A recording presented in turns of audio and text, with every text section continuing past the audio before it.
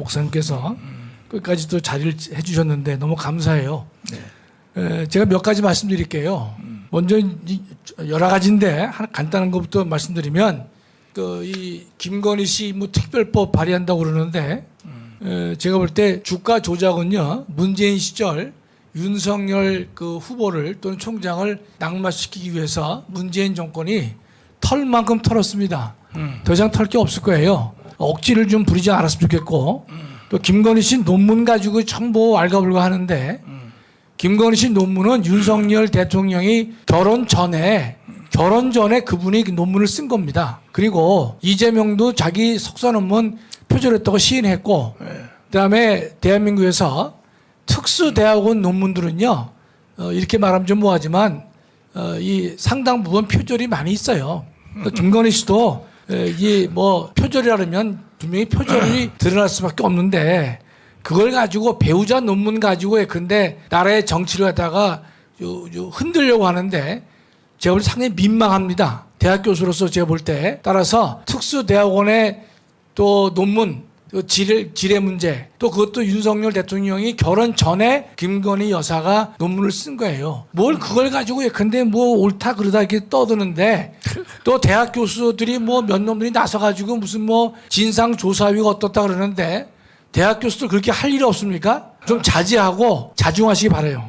두 번째로는 우리가 김정은이가 며칠 전 9월 9일 날 그 74주년 뭐 특집인가에 보면 북한이 핵 선제 타격법을 명문화시켰단 말이죠. 공화국 핵무력 정책에 대하여라는 법을 통과시켰어요. 그걸 보면 보통 핵무기를 가진 사람들은 방어용으로만 씁니다. 그런데 지금 이번에 김정은 발표 내용을 보면 공격의 의심만 있어도 핵 타격을 할 수 있단 말이죠.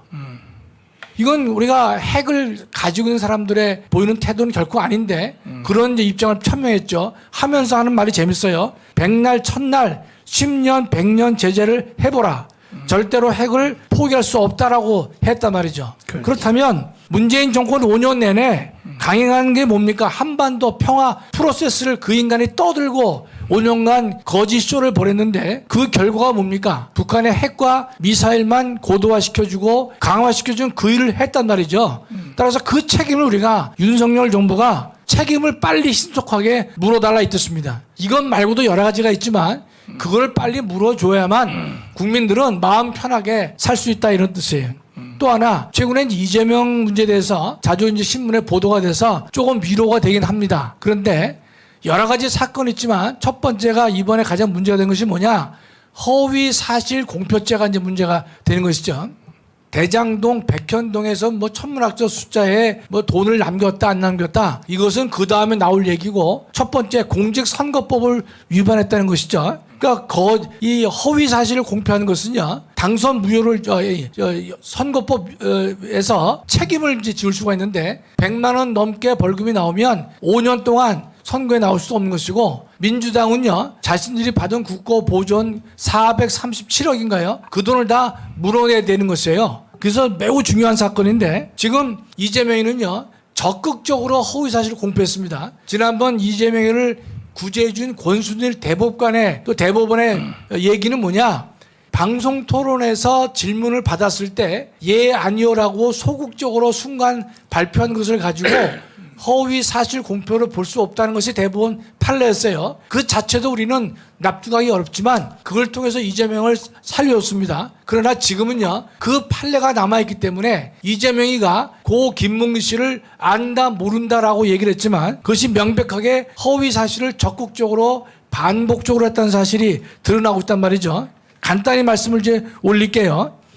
이재명이는요 이 작년 12월 달에 SBS에 나와서 뭐라 했냐면 성남시장 재직 때는 그를 몰랐다라고 얘기를 했어요. 또 12월 달에 CBS에서 나와서는요 기억에 남아있지 않은 사람이라는 발언을 했어요. 다시 또 12월 달에 KBS에 나와서는 얼굴도 모른다고 얘기를 했습니다. 다시 12월 달에 채널A에 나와서는 얼굴이야 봤겠지만 그 사람인지 어떻게 아느냐 라는 말을 했단 말이죠. 자, 이게 적극적으로 4번의 방송을 했어요. 그런데 지금 검찰 공소장에 드러난 내용을 보면 이재명이는요 시장 때 김문기를 안 게 아니라 변호사 시절부터 알고 지냈습니다. 그게 2009년 변호사부터 알고 있었어요. 그걸 어떻게 알 수 있냐면요. 그 당시에 건설사 그 직원에게 김문기가 뭐라 했냐면 이재명 변호사에게 명절 선물을 보내라고 요청한 사람이 바로 김문기 씨입니다. 그러니까 변호사 때부터 알 수 있다는 사실을 알 수가 있죠. 그 다음에 이 김문기는요, 2013년에 성남 도시개발공사에 입사를 했어요. 2013년입니다. 2년 뒤 15년에는요, 9박 11일 동안 호주, 뉴질랜드에 출장을 갔는데 거기서 김문기를 같이 데리고 갔습니다. 함께 골프 친 사실이 영상에서 또렷하게 나온단 말이죠.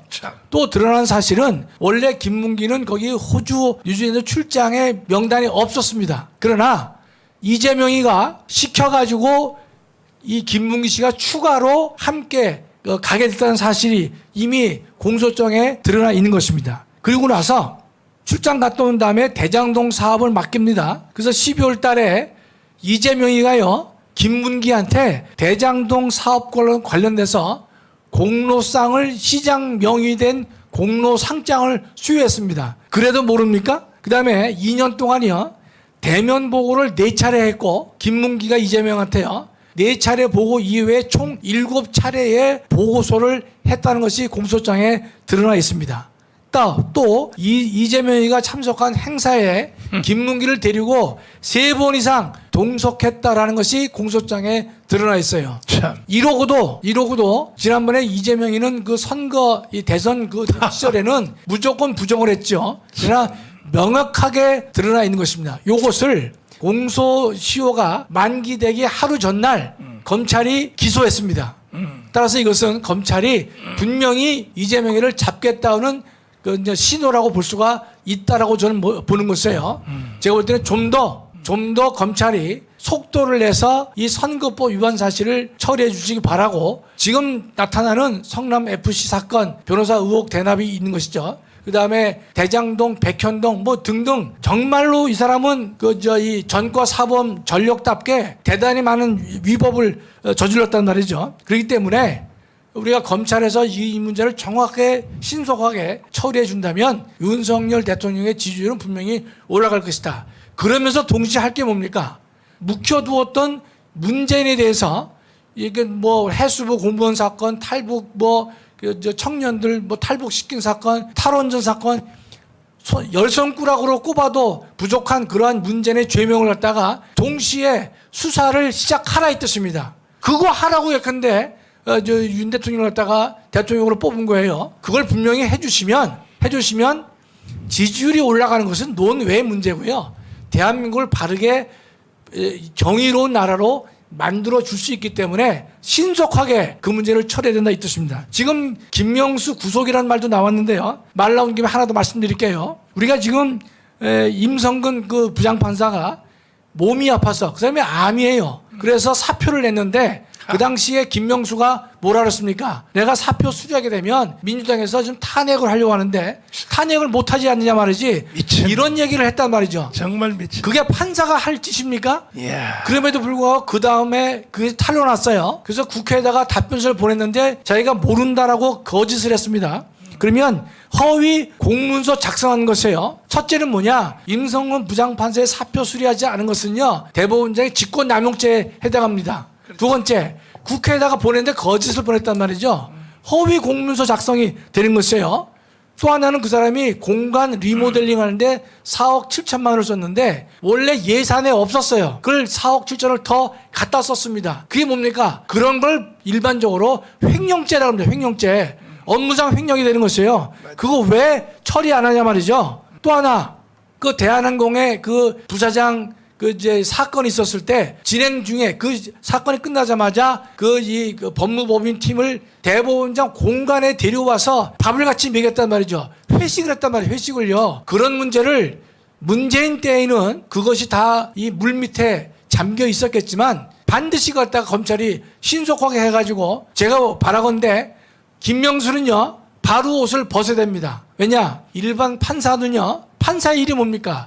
거짓인지 아닌지를 가려내는 것이 판사의 임무입니다. 그랬는데 판사가 거짓을 했다. 재판할 자격이 없는 것이에요. 그런데 사법부의 수장인 대법원장이 이런 혐의가 있다면요. 임기 전에 옷을 벗고 나와야 되는 것이 사법부를 위해서도 또 대한민국 국민의 이 명예를 위해서도 바람직한 것이에요. 전 세계 사법사상 대법원장이 이러한 불미스러운 일에 관여됐다는 예를 제가 아직도 30년 헌법 공부하면서 들어본 바가 없습니다. 김명수 그만둬 이 사람아. 어?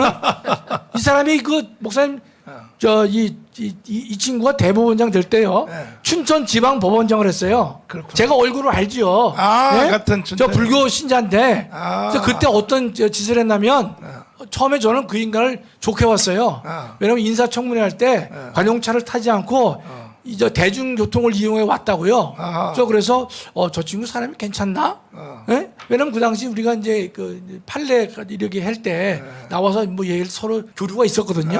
근데 잘 몰랐는데 그때 대중교통을 이용하고 왔어요. 그래서 우리는 좀 사람이 결백한가 그랬는데 결백하긴 커녕 이런 뻔뻔스러운 사람이란 말이죠. 참. 김명수 빨리 그만둬. 예? 정말 참 패러나야죠.